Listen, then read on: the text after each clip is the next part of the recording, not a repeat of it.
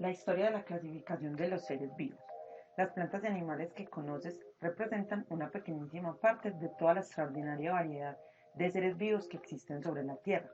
Se han logrado describir e identificar alrededor de 1,8 millones de especies en todo el mundo, pero se cree que el número total puede ser entre 4 y 100 millones. Esta amplia variedad de los seres vivos se conoce como biodiversidad. Apenas estamos comenzando a conocer. Para poder estudiar a tantas especies, los biólogos las han clasificado en función de las características que comparten. Han existido muchas clasificaciones de los seres vivos a lo largo de la historia. Cada una de ellas ha respondido a las necesidades y conocimientos de la época en que se llevaban a cabo, pero siempre se ha buscado que la clasificación cumpla con dos requisitos: que comprenda a todos los seres vivos conocidos en ese momento y que en ninguno se pueda ubicar en dos categorías diferentes. Como te imaginarás, la tarea no ha sido sencilla, ya que continuamente se descubren nuevos organismos. Así, vamos a ver a continuación algunos de los aspectos que se tuvieron en cuenta para la clasificación de los organismos a través de la historia. La primera persona en intentar establecer un sistema de clasificación fue Aristóteles. Aristóteles observó entonces 520 especies de animales y las organizó en dos categorías. Como se supone que eso era lo que conocían para ese momento, hasta ese entonces consideraron la existencia de dos grandes reinos o dos grandes agrupaciones, que eran los animales y las plantas. Aristóteles hizo énfasis sobre los animales y realizó una clasificación que se conserva en la actualidad. Clasificó a los animales de sangre roja como enaima y a los animales que no tenían la sangre roja como anaima. En la actualidad esto corresponde con los organismos vertebrados e invertebrados. El segundo es Teofastro. Teofastro, que también era discípulo de Aristóteles, viendo que Aristóteles solamente había basado su sistema de clasificación exclusivo para los animales, decidió entonces hacer una ampliación en lo que refería a las plantas y clasificó las plantas de acuerdo al tamaño que las plantas tenían en árboles, arbustos y hierbas, dando entonces una mayor organización a este reino denominado para los vegetales o para las plantas conocidas hasta entonces. Estos primeros sistemas de clasificación se basaban en la apariencia física, en las similitudes o diferencias que se podían ver a simple vista. Los mexicas, pues a pesar de que no hacen una clasificación especial, sí empiezan a reflejar un nombre para las especies que describa las características o los aspectos que ellos tienen, encaminando la idea de que posiblemente más adelante se pudiera abrir toda una línea o un camino en que se establecieran nombres únicos para las especies que nos permitieran identificarlas más fácilmente. Ellos adquirieron un amplio conocimiento de las plantas y animales, ponían unos nombres formados por dos elementos fonéticos descriptivos y alusivos a las propiedades de los organismos. El nombre científico de las especies en la actualidad también está basado en dos elementos fonéticos, que más adelante los veremos. Llega Carl von Linné, también conocido como Linneo o padre de la taxonomía, quien va a proponer muchas cosas. Fue un naturalista sueco, senta las bases de la clasificación de los seres vivos, incluso todavía utilizada en la actualidad. Propone unas categorías taxonómicas que él denomina taxones, que van a definir unas agrupaciones que se tienen que tener en cuenta para organizar a los seres vivos. Obviamente esas agrupaciones es porque hay unas características comunes que van a compartir esos organismos, y recordemos que además en los sistemas de clasificación un organismo no puede estar en más de una categoría.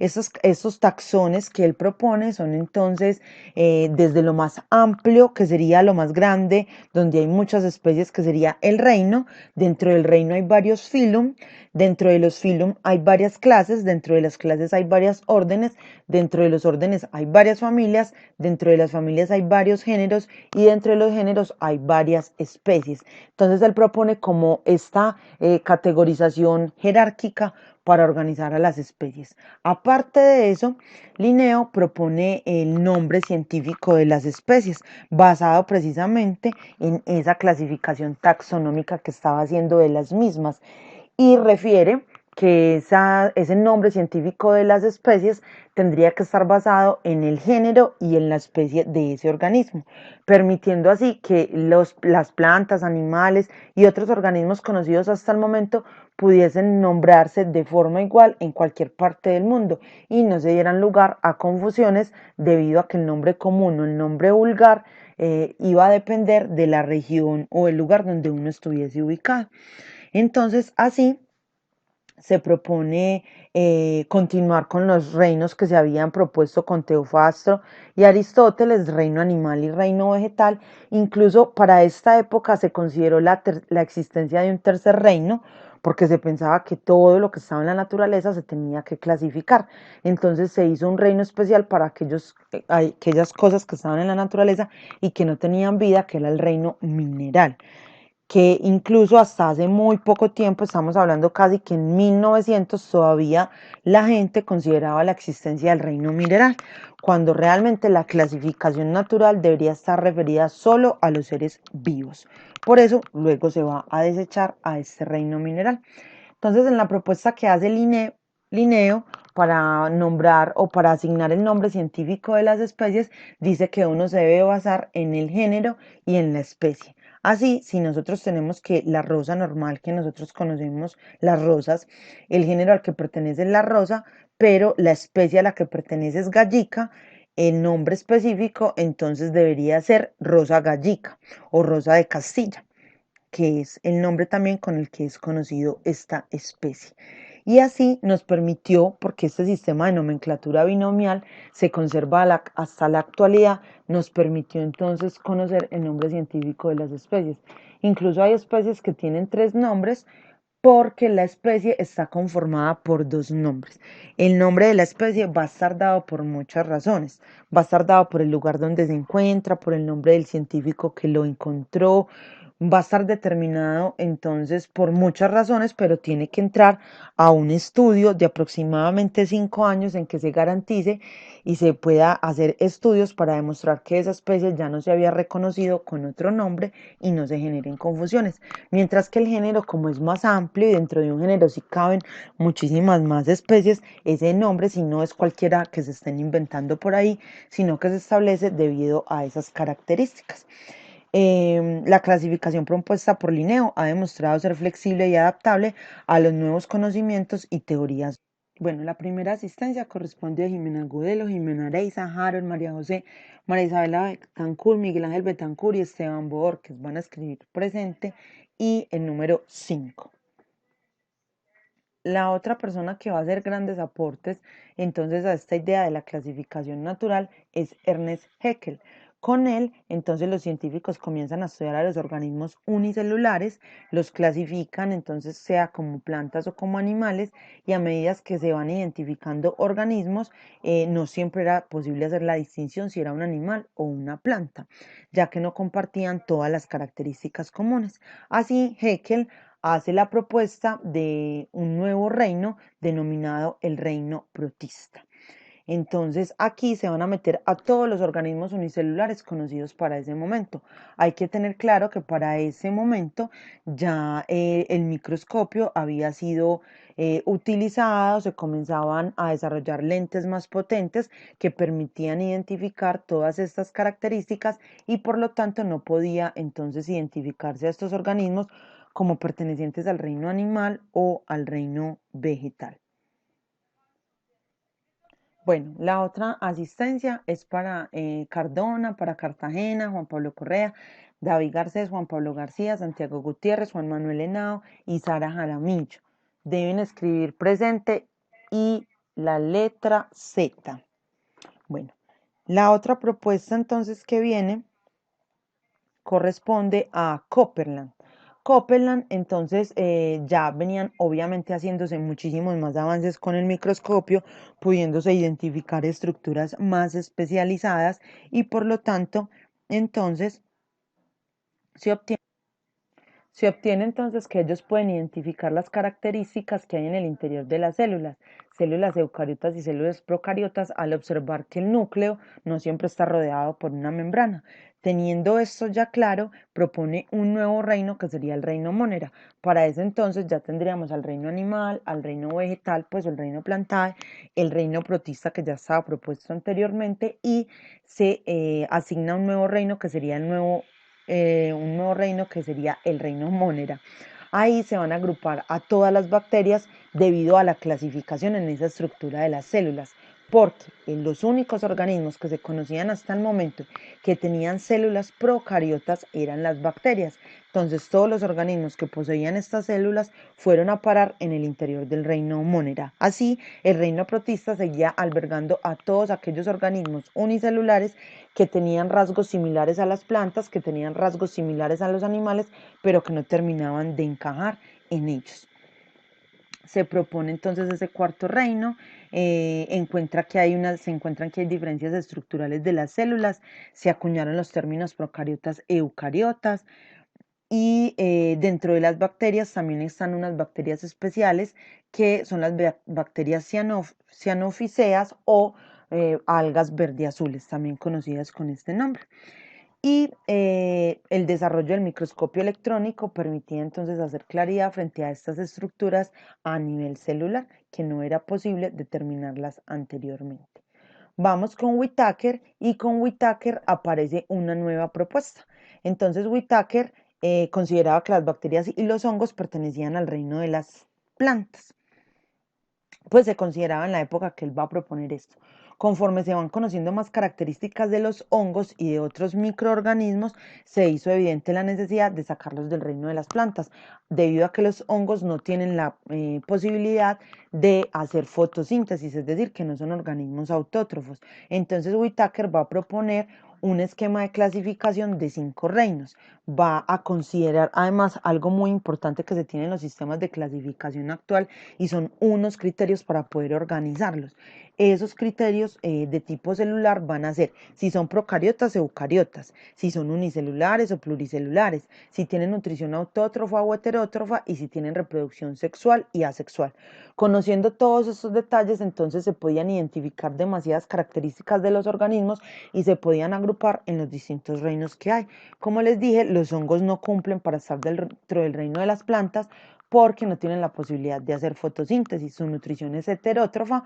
Más adelante iremos describiendo a cada uno de estos reinos y esas características específicas que tienen y que los hace pues pertenecer precisamente a ese reino. Entonces él propone a este quinto reino. Entonces así vamos con el reino animal, el reino plantae, el reino protista, el reino fungi y el reino monera. También observa que hay otras estructuras que están en el interior de los hongos que no corresponden a lo que ocurría en las plantas, como los tejidos, puesto que ellos no lo tienen, a pesar de que comparten con las plantas tener pared celular. La pared celular de las plantas posee una proteína que es la celulosa, mientras que la pared celular de los hongos posee una pared celular que tiene otra proteína que se llama quitina, muy distinto a lo que ocurría con las plantas. Entonces, así se va proponiendo que en el reino protista estaban algunos hongos inferiores, como los hongos mucilaginosos, están las algas, están los protozoos. En el reino monera están las bacterias, en el reino fungi los hongos, y en el reino de las plantas están las plantas, y en el reino de los animales, pero empieza a generarse una gran discusión por lo que ocurría en el reino protista, de los hongos mucilaginosos. Esos hongos inferiores también se clasificaban en el interior del reino de los hongos, y se va a generar una discusión que se conserva en la actualidad, y ya va a depender de la persona a la que uno lea, del autor, porque no ha habido un consenso en ese aspecto de que puedan llegar a determinar si realmente pertenecen al reino de los hongos o al reino protista, porque en sus fases iniciales de desarrollo se comportan como protistas porque tienen desplazamiento, cosa que no ocurre con los hongos o con la descripción que hay dentro del reino de los hongos. con Woz, entonces, frente al grupo de investigadores, proponen la modificación del reino Monera al encontrar que las bacterias tienen diferentes tipos de metabolismo, es decir, de reacciones químicas que ocurren en su interior. Propone entonces dividir en dos grandes grupos que nombró bacteria y arcae, pero dentro de esos dos dominios, es decir, que propone tres dominios que son unas agrupaciones mucho más grandes a los reinos. Dentro de esos dominios están las bacterias y los arcaes, y el dominio eucaria, donde estarían entonces los hongos, los animales, las plantas y los protistas, o los del reino pues protista. Eh, Todo esto gracias a todos los avances ya en biología molecular, precisamente porque se puede determinar qué reacciones químicas están ocurriendo en el interior de cada uno de estos organismos. Después de él viene Mayr, que se opone a la clasificación de Wohl, ya que ésta no reconoce la dicotomía natural entre procariota y eucariota, que debería ser lo que lleve la dirección de toda la clasificación natural de las especies. Entonces, propone dividir el mundo biológico en dos grandes dominios. Esos dominios son el dominio procariota y el dominio eucariota. Terminando estos dos grandes dominios, entonces va a ser unos subdominios, donde ahí sí va a meter lo que proponía Woz de las bacterias, de dividirlas en dos grandes grupos, y también va a dividir a los protistas en metabionta. Este metabionta tendría al reino fungi, al reino animal y al reino de las plantas, y tendría el otro subdominio que sería el reino protista. Dentro del dominio procariota tendría al subdominio eubacterias y arqueobacterias, de acuerdo a esa clasificación y a esos detalles que ya se habían logrado establecer de las bacterias. De aquí en adelante van a venir muchas dificultades con este aspecto, y hay todavía mucha dificultad en realizar un consenso. Pese a que son evidentes todas estas diferencias y estas grandes agrupaciones en que se pueden clasificar a los organismos, se va a seguir conservando la agrupación de las especies en 5 reinos y en 2 dominios: dominio procaria, dominio eucaria, y los reinos conocidos que eran el procariota, los reinos que eran el reino protista, reino monera, reino animal, reino vegetal y reino fungi. Para la asistencia, entonces, Ana Sofía, Mateo López, Salomé Mejía, Mariana, Dana, Juan Camilo y Samuel Muñoz deben escribir presente y la letra K. Ya con Lynn Margus y Carlen Schwartz se reestructura el sistema de 5 reinos para concluir que no hay 3 dominios, sino 2 superreinos. Ellos proponen que en realidad no se enreden con dominios, subdominios, sino que simplemente hablar de superreinos, categorías más amplias que los reinos. Superreino procariota, que en el superreino procariota estaría el reino bacteria, que se divide en eubacterias y en arqueobacterias.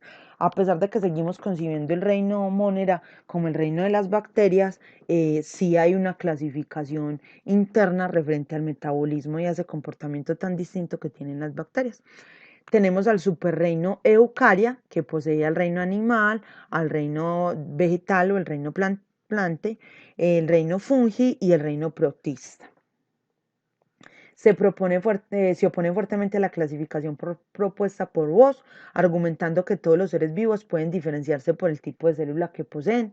Establece que el sistema de los 3 dominios ignora el hecho de que los eucariontes proceden de la simbiosis de 2 procariontes y que se basa en características no morfológicas. Thomas Cavalry Smith, entonces, en su clasificación enfatiza que hay diferencias en la estructura celular entre procariotas y eucariotas, y que estas van a ser súper importantes para poder clasificar a los reinos en 2 superimperios. No sé si han notado que en estas 3 últimas categorías de clasificación la discusión, y mire, si se sigue dividiendo entre procariota y eucariota, pero la pelea está entre si los denominan dominios, si los denominan superreinos, si los denominan imperios, y qué aspectos están teniendo para la clasificación interna que hay entre ellos. Entonces, se sigue la misma discusión. El imperio procariota tendría el reino de las bacterias, y el imperio eucariota tendría al reino animal, al reino plantae, al reino protozoo, al reino fungi, y se le adiciona un reino que es el reino cromista. Y en este reino cromista vendrían entonces una división que se le está haciendo al reino protista y ya no al reino de las bacterias. Y bueno, actualmente entre la comunidad científica la clasificación que más se acepta es la propuesta por Carl Watts. Enseguida nos devolvemos para que miremos ahí. Resulta que los virus, bueno, ya con Hurst en el 2000, ya las técnicas más avanzadas que nos permitieron hablar de ADN y el ARN, identificar las diferencias que habían entre ellos, entonces nos permite identificar que los virus no presentan las características propias de los seres vivos. Entonces, por eso nos están considerados en las clasificaciones antes mencionadas. En la actualidad, al conocerse mejor la estructura viral, se propone incorporarlos en un nuevo dominio que él denomina acamara. La palabra viene del griego a, sin, y cámara, cápsula o cámara, lo que ha de entender que este tipo de organismo no tiene una estructura celular propia. No sé si saben, pero los virus no pueden alimentarse ni reproducirse de forma aislada. Necesitan estar en el interior de una célula para poderse alimentar y reproducirse. Por eso se han considerado como organismos no vivos, o en realidad no existe un consenso, y volvemos a lo mismo. Falta ver desde qué autor se está leyendo para poder determinar la clasificación que se va a tener de ellos, porque pese a que ellos por sí solos no pueden reproducirse, ni pueden alimentarse, ni tienen la necesidad de alimentarse, cuando infectan a una célula pueden transferir un material hereditario que poseen, que es una de las características que tiene que tener un ser vivo. Entonces, por eso hay muchas discusiones. Muy seguramente años más adelante, entonces se logrará saber qué papel entonces tendrán los virus dentro de la clasificación natural. La última asistencia corresponde a Laura Ospina, Nicolás, Miguel Ángel Ríos, Mateo Ruiz, Juan David Ruiz, Luna, Daniela, María Camila y Catalina Villa, que escriben presente, y la letra S. Recuerda que debiste haber tomado nota de algunos de los aspectos más importantes, registrar tu asistencia y nos vemos en la próxima clase. Chao, cuídate mucho.